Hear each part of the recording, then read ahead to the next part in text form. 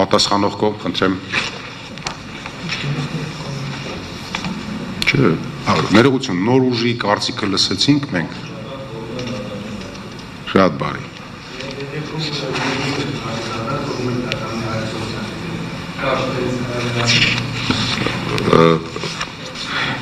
Պատասխանող կողմը թողեց դատանի հայեցողությանը, կխնդրեմ մյուս անգամ ուղղակի մոտենակ խոսափողին, որպեսզի ձայնագրվի նաև։ Ես արձանագրեցի արդեն, շնորհակալություն։ Հարակից պատասխանողներ, խնդրեմ։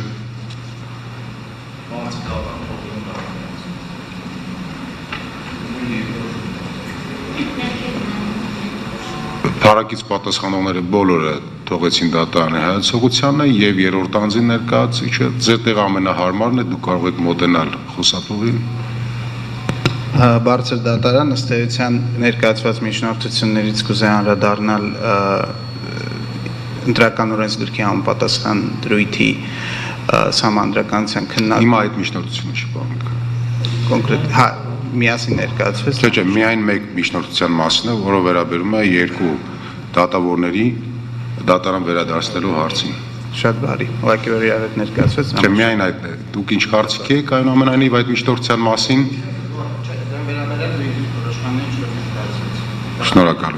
Շնորհակալություն։ Հարգելի գործընկերներ, ինչ կարծիք եք միջնորդությունը մենք հիմա այստեղ անդրադառնանք, թե գնանք որտեղ։ Այստեղ քվեարկենք, թե կարծիք ունեք արտահայտելու կամ դիրքորոշում։ Համեցեք։ Ես պնդում եմ նաև իմ նախկինում արտահայտած են պնդումը, որ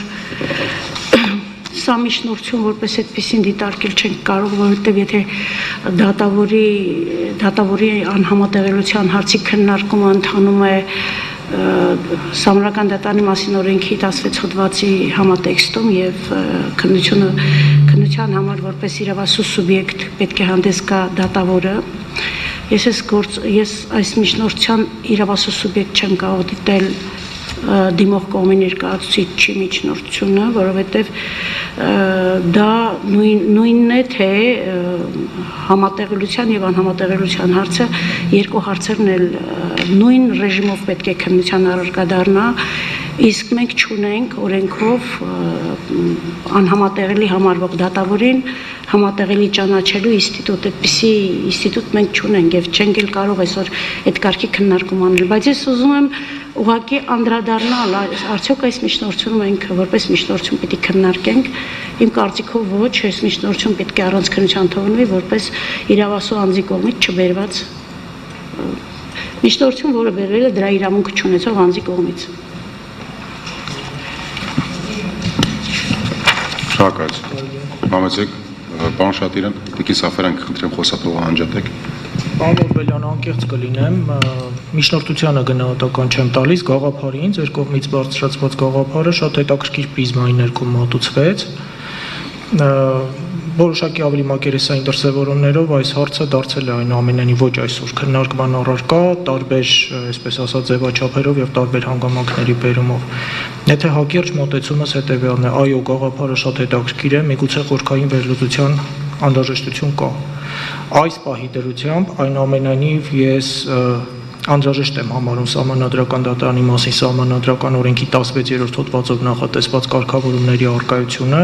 եւ բնավ դրանք ըստ իս ինքնանպատակ չեն այնուամենայնիվ, որովհետեւ եթե 16 հոդվածի լայն առումով սահմանադրականության հարց ենք բարձրացնում, ենթադրյալ հակասահմանադրականության լույսի ներքո,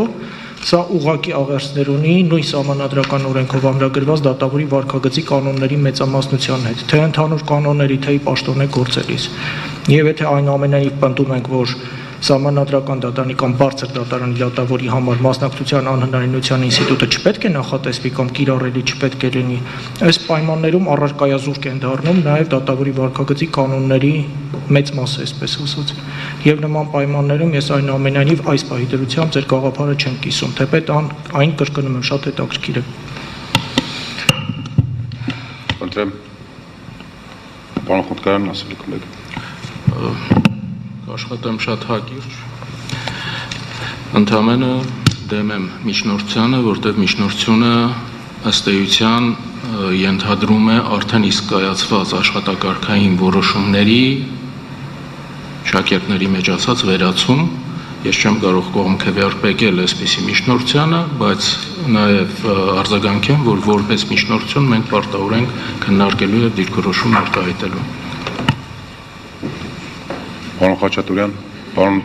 Վաղարշյան, խնդրեմ։ Մատնանշած իրավակարգավորներում սահմանադրականության խնդիր չեմ տեսնում եւ այս բարույթի շրջանակներում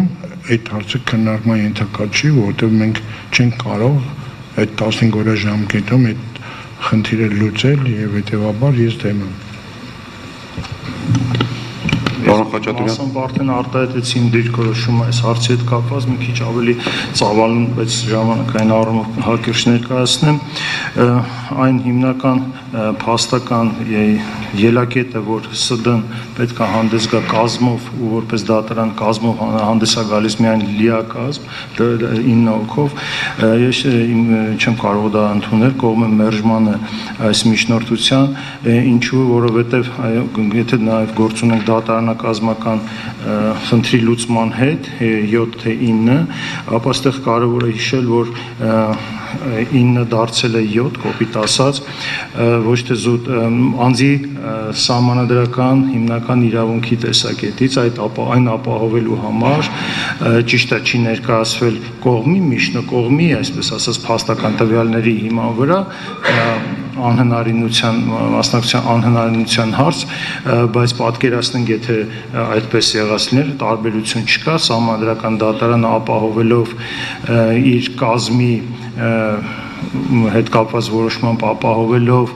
կողմի օրենքի հիման վրա ստեղծված դատարանի իրավունքը, կարծում եմ այդ իրավունքի իրացումը կամ իրացվածությունը չի կարող չեղարկվել զուտ դատարանակազմական բնույթի նկատառումներից ելնելով, իսկ տվյալ միջնորդության մեջ չկա, թե կոնկրետ ինչ դատավարական իրավունք է միջնորդություն ներկայացնող կողմի հետապնդվելու այն մեր արդեն իսկ կիրառված օրենքի կիրառմամբ կայացած որոշումը չփաստացի չեղարկելով։ Այդ առումով ես կարծում եմ, որ մի կողմի իրավունքը իրացնելու ուղղված արդեն իսկ կիրառված օրենքի կիրառմամբ կայացած որոշումը չի կարող չեղարկվել մի այնպիսի հիմքով, որը իրենից չի ներկայացնում մեկ այլ կողմի դատավարական իրավունք։ Շնորհակալություն, միջև քվեարկության դնել այս հարցը, հարգելի գործընկերներ, ես շատ կարճ կուզենամ ուղղակի անդրադառնամ այդ հարցին, պարոն Օրբելյան, ձեզ թող չտվա, թե մենք այդպես թեթև սրտով ենք բաժանել մեր գործընկերներից, մենք էլ շատ ծանր սրտով ենք անհնարինություն հայտնել մեր գործընկերներին, բայց կշերքի վրա դրված է հետևյալ հարցը. կամ մենք քնում ենք ոչ լիարժեք կազմով, դրանից բխող բոլոր դժվարություններով, որ պատասխանատվությամբ, որ կրելու են արդեն 7 դատավորներ, այլ ոչ թե 9, իսկ մյուս կողմից դատարանի լեգիտիմության հետ կապված մտահոգություններով։ Այս երկուսի մեջ մեր օրենքը եւ առասարակ տրամաբանությունը եւ իրավական ու ժողովրդավարական պետությունը պահանջում է, որպեսզի նախընտրությունը տրվի միշտ առաջինին։ Եվ մենք նախապատվությունը տվել ենք առաջինին։ Մենք որոշել ենք, որ պետք է այս գործը քննվի այլևս 7 հոգանոց կազմով։ Մենք իհարկե եմ կրկնում շատ կուզենայինք, որ մեր գործընկերները, որոնք հրաշալի իրավաբաններ են, եւ մենք չենք կասկածում նրանց սուբյեկտիվ անաչառության մեջ, բայց զուտ բացառելու համար օբյեկտիվ դիտորդի մեջ կասկածները դատարանի անաչառության եւ իրավազորության վերաբերյալ մենք հայտնել ենք անհայտությունը։ Ես ուզում եմ ուղղակի նաեւ տեղեկացնել, որ դատարանը կարող է այս գործերը քննել ընդհանուր, եթե նույնիսկ 5 դատավոր է մասնակցում։ Իսկ որքան ձայն պահանջվում է այս տեսակի գործերով որոշում կայացնելու համար, այդքան դատավորի ներկայությունը արդեն բավարար է, որպեսզի ասենք դատարան կա։ Առանձին գործերով, նա կուսակցությունների լիազորությունների դադարեցման կամ սահմանադրական դատարանի դատավորի լիազորությունների դադարեցման հետ կապված գործերով 6 դատավոր է պետք առնվազն, որպեսզի մենք ասենք դատարան կա, որովհետև այդ որոշումների կայացման համար անհրաժեշտ է 6 ձայն։ Իսկ այս դեպքում նույնիսկ 5 դատավորը բավարար է, որպեսզի մենք այդ գործը քննենք։ Ես հուսով եմ, ես կարողացա ինչ-որ կերպ հասնել դատարանի մտահոգությունը եւ այն արժեքները, որ հետապնդել է դատարանը 2 դատավորին մասնակցության անհնարինություն հայտնելով։ Հիմա ես կդնեմ այդ հարցը քվեարկության, հարգելի գործընկերներ, ովքեր են կողմ բավարարել միջնորդությունը, խնդրում եմ ձեռք բարձրացնել, ոչ մի կողմ միջնորդությունը չընդունվեց, չբավարարվեց, պարոն Օրբելյան, մենք շարունակենք գործի դատաքննությունը։ Ես հիմա քննարկման եմ դնելու գործի նյութերի հետազոտման կարգ, հարգելի ներկաներ, ներողություն։ ես մոռացել եմ, որ մենք զեկուցողին լսելու փուլը չենք անցել, մենք հիմա պետք է լսենք զեկուցողին, զեկուցողի ելույթից հետո զեկուցողին կարող են հարցեր տալ միայն սահմանադրական դատանի դատավորները, նոր այդ փուլից հետո արդեն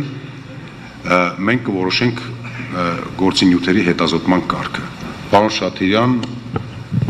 խնդրեմ, ես ուղղակի մի ճշտում ձեզանից էլի։ Հիմա ժամը 13:12 րոպե է եւ մոտավորապես